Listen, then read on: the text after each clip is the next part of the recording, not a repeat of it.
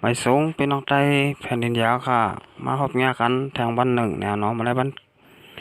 ที่22เดือนธันวาคม7ค่ะปีแต้วค่ะ2/1/14นี้คำขึ้นในวัน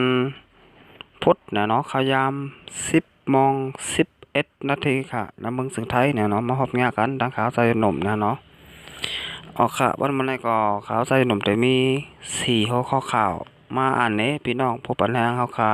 กว่าจอมกันค่ะหัวข้อข่าวที่1โควิด2019อันข่าวกว่าห้าวแห้งไปอยู่ที่เมืองอเมริกันยามเดียวมีคนที่จับถึง4 ล้านก็เย่าว่าไหนหัวข้อข่าวที่2จุ้มอ้อยดีซึกปอดห้องปืนเผายืนมือตาเตขึ้นอุบอกการเมืองกันตั้งหลงปองเจิงหัวข้อข่าวที่3ก้นดูเสียงตายย่อนตั้งเป็นไข้เลือดออกน้ำเมืองจึงไตมี3ก็ว่าไหนหัวข้อข่าวที่4ซึกมาแนตับซึกปาตีมาสูงจึงไตSSPPเป็นปางตึกกันตีในเซเวง4 ปอเอาค่ะก็อันตั้งสุดเนี่ยเนาะสำหรับพี่น้องแต้วค่ะเข้ามาด้วยเนี่ยเนาะช่อง YouTube ค่ะใจหนุ่มสังว่าถูกใจเนี่ยก็กดติดตามใบปันค่ะแล้วก็กดปันตีเห่งแทงกำหนึ่งนะฮะเนาะเป็นอันว่าปันแห้งช่อง YouTube ข่าวใจหนุ่มเยาโตลิงน้ำเนี่ยเนาะพี่น้องแต้วค่ะเตลัยหันข่าวอันตั้งเปิ้นแล้วก็อันตั้งสุดนะฮะเนาะเอาค่ะก็ยินจมขอบใจถึงพี่น้องแต้วค่ะเตียนเข้ามากดไลค์กดแชร์แล้วก็กดติดตามปันช่อง YouTube ข่าวใจหนุ่มอยู่กูก่อนค่ะเอาค่ะเอาคำมาด้วยหัวข้อข่าวที่1อ่อนตั้งสุดโควิด2019อันข่าวกว่าห้าวแห้งไว้อยู่ที่เมืองอเมริกันยามเดียวแนวน้อมิดคนที่จับถึง4 ล้าน26,000แหง7 ปาก33ก่อยาวค่ะที่2เป็นใบเมืองปาสินแนวน้อมีคนที่จับโควิด2019อยู่ที่2,166,000แหง5 ปาก32ก่อค่ะที่3เมืองอินเดียมีคนติดโควิด19อยู่ที่1,194,000แหง8 ปาก88ก่อค่ะที่4เปลี่ยนด้วยเมืองดัชชาเนี่ยเนาะมีคนติดจับโควิด2019อยู่ที่789,000แหง1 ปาก90ก่อค่ะเอาค่ะพอค่ะได้มาต้อยนี่อันบาได้เป็นเมืองอเมริกันเมืองปาซินเมืองอินเดียจากก่อนเส้นไหนเนี่ยเนาะผมป้าแทงเมืองดัชชาเนี่ยเนาะก็เตหันว่าโควิด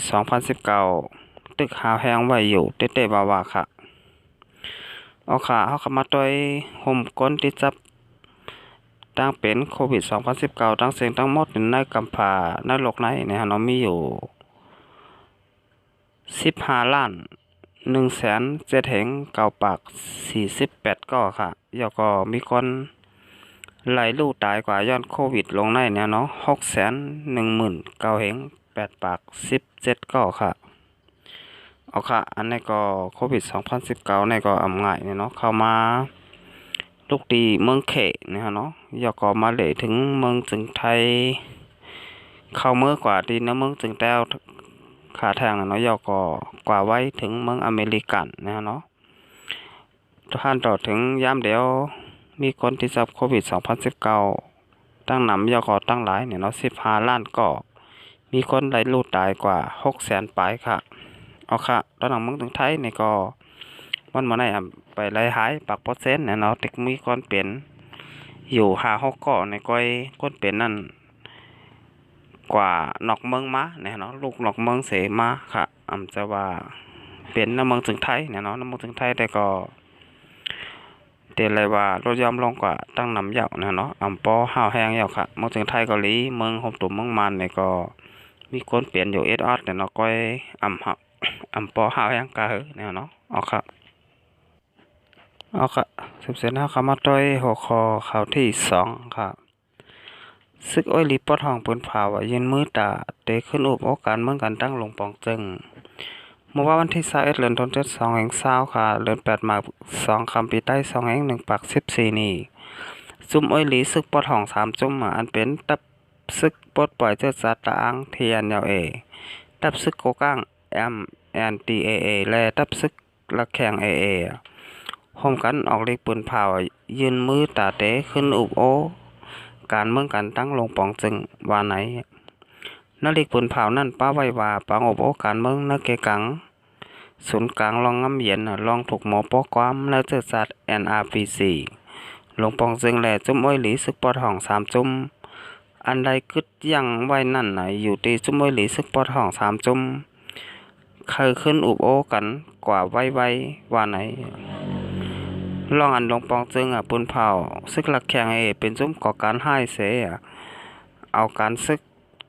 ตั้งการเมืองหลายฝ่ายหลายตั้งมีงั้นตึกรออยู่ในตอนตาลองงำเย็นลองยุ่มย้ำนักเกกลางสองฝ่ายก็เฮ็ดให้ลดยอมลงกว่าว่าไหนอันเป็นปังกลุ่มลงปังลงเศร้าเอ็ดหกปากปีอันมีลองข้องขำตาเตสัตเฮ็ดนั่นก็สังวาเตขึ้นสัตเฮ็ดในพองยามเจอแมงต่างเป็นโควิด2019ติดจับเฟลามอยู่ในป้อไหนอยู่ที่จุ้มอ้อยหลีซึกปอทอง3จุ้มมีกลางเจอเคยขึ้นฮอตจอมหนังคอมมติอุบโองบมีการเมืองห่มตุ้ม FPNGC อันจุ้มว่า UWSA อ่อนโหนั่นไหนยาวจุ้ม PSLF แม่นเนาะ TNLA ULAAA KIO และ KIA SSPP SSA MNTJP MNDAA NDA ESS UWSA 7จุ่มในอำไปไล่ลงลายมือหรือความหมาย NCA เปลี่ยนไว้จุ่มคอมมติอุบงบงี้การเมืองห่มตุ้ม FEDER FPNGC อันจุ่มว่า UWSA UW อันนี้ค่ะก็เป็นซึกว่าอ่อนโหไว้อยู่ย่ำเดียวเนี่ยเนาะอำไปใส่จุ่มลงลายมือ NCA เนี่ยเนาะลูกจุ่มอ้อยหลีซึกปอทองตั้ง7จุ่มเนี่ยเนาะ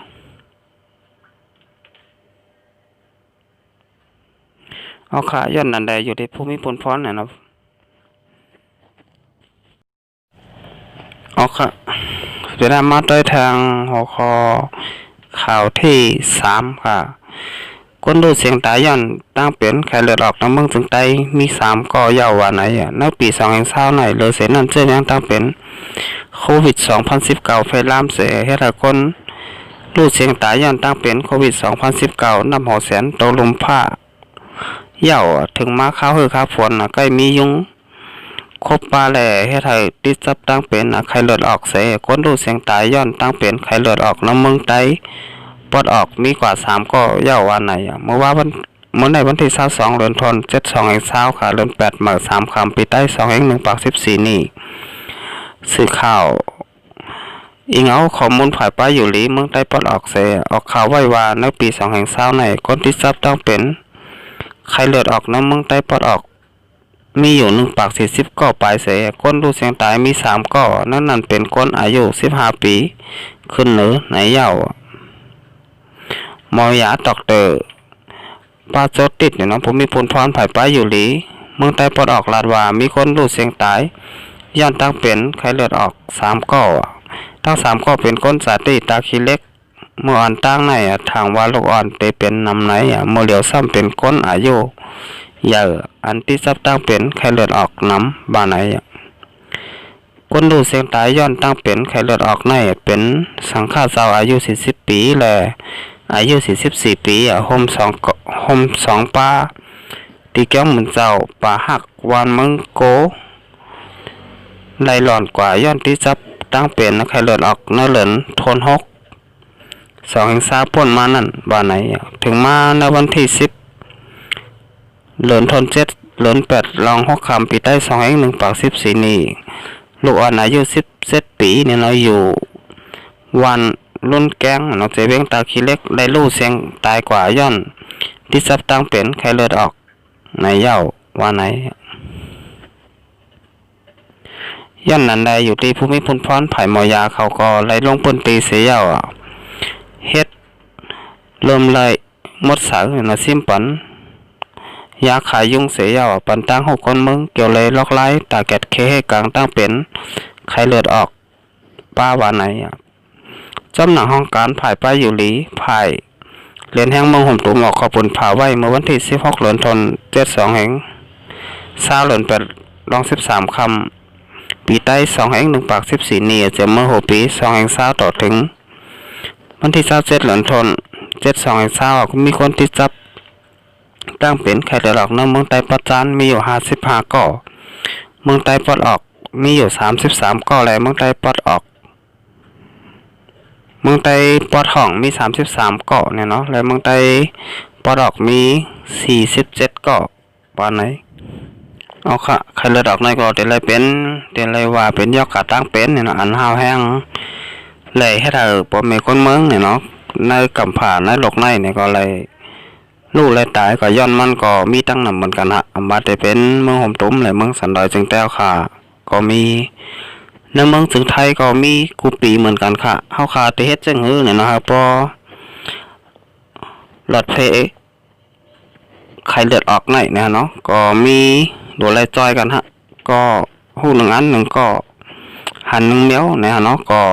อย่าไปปั่นยุ่งมันไข่เนี่ยเนาะนำมิติแล้วเนี่ยก็โหลดจอยกันเอาถอก8ค่ะอย่าไปปั่นยุ่งมันมาไข่เนี่ยเนาะเอามาได้เป็นตีละเสียมว่าเนี่ยนะหอนะเฮินในเยียวขาจากกว่าเจอไหนเนี่ยเนาะสังว่ามีนำขังใบเนี่ยเนาะยุ่งก็เตมากไข่ฮะเพราะไข่เย่าเนี่ยก็เตมีลูกมีรางเย่าก็เตขึ้นมาครบเฮาค่ะเนี่ยเนาะยุ่งเนี่ยก็เตน้ำขึ้นมาเตะๆค่ะกับนั้นได้อย่าไปปั่นนำขังใบเนี่ยเนาะมาตีละเสียมว่าสังว่าค่ะหันเนี่ยก็โดดถอก8พับๆค่ะอย่าไปปั่นยุ่งลายมาไข่นะฮะเนาะเอาค่ะสับเสนอมาด้วยหัวข้อข่าวที่4กันค่ะซึกมาในตับซึกปาร์ตี้มาสูงจึงได้ SPP เปลี่ยนปางตึกกันในเจเวง4ป่อเมื่อในซึกมาในตับซึกปาร์ตี้มาสูงจึงได้ SPP และเปลี่ยนปางตึกกันปอกอ่อนตั้งสุดในเจเวง4ป่อจึงได้ปอดห้องในยาวเมื่อในวันที่22 เดือนธันวาคม2แห่ง20ค่ะข้าวยำ6คำเนาะ4:30 นเสียงกล้องเสียงหมักปอปันตีหิมบันบางมงน้องก่อเจเวียง4ป่อไล่ฮู้ว่าก็ซึกตับซึกปาร์ตี้มาสงจึงไตตับซึกจึงไต SPP SSA ตับจุ้ม738ตับกอง351พวนหัวเป็นเจ้าคนซึกเจ้าล่าไล่เป็นปางตึกกันตั้งซึกมานตีหิมบันปางมงวาไหน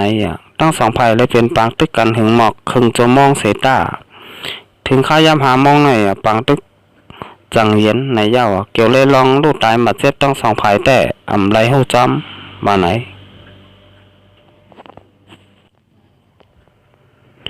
เกี่ยวเลยลองในเสก้นบานปางมงลาดในว่าที่อันเสียงกองแตกในเตยานไกวานปางมงอยู่หมอก1 ลักว่าไหนซึ่งมันอันไรเป็นปางตึกกันดังตับซึกปาร์ตี้มาสูงจึงได้ตับซึกจึงได้ SPP SSA ในอะไรฮู้ว่าเป็นตับคาลายา5/1และ5/2งัดรับปักไว้อีเวียงจอกแม่ไหนยาวอะไรฮู้จอมข่าวเงาลายในปืนตีมีหนังไหนนะฮะเนาะเอาข่าวอันนี้ก็อีกมาตีข่าวของเงาแรงคนใหม่ตามต่างไว้นะฮะเนาะเกี่ยวเลยลองปังตึกตับซึกปาร์ตี้มาสูงจึงได้SSPP SSA นะเนาะตับซึกจึงแต้วค่ะมึงจึงได้ปอดห้องน้องเงาตับปักไว้อยู่ที่วานไห้เนี่ยเตียนเจ้าปังผ้าอ่อนหัวไหวเนี่ยเนาะตับซึกปาร์ตี้มาสูงจึงได้ SSPP โคเขียววานไห้เนี่ยเนาะเป็นตับซึกจึงแต้วค่ะอันปักเสาไว้อยู่ที่มึงจึงได้ปอดห้องเนี่ยเนาะก็เป็นปังตึกกันดังซึกหมัดเนี่ยเนาะก้อยลองบัดเจ็บลูกตายแต่ก็อำไปไล่หู้ซังเนี่ยเนาะเป็นปางตึกกันตีเวียง4ป่อค่ะปางตึกในข้าวย้ำหึงหมอกครึ่งโจมองเนี่ยเนาะ